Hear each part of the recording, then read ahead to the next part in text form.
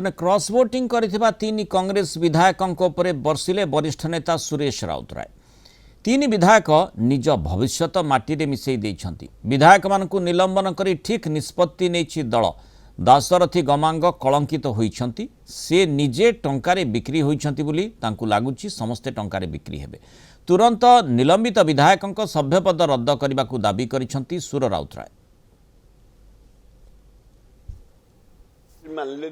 पार्टीटा को सस्ता करदे, निज जीवनटा को बर्बाद करदे। लोक चेंज हुए कौथे ना भय अर्थरे पावर जाओ धन्यवाद। एआईसीसी बोल्ड स्टेप नहीं भविष्य कहीं साहस करेंगे। आए कौन ता विषय कहवा आम आम गोटे प्रभुत्व प्रकृत टाइगर चुचुंदरा।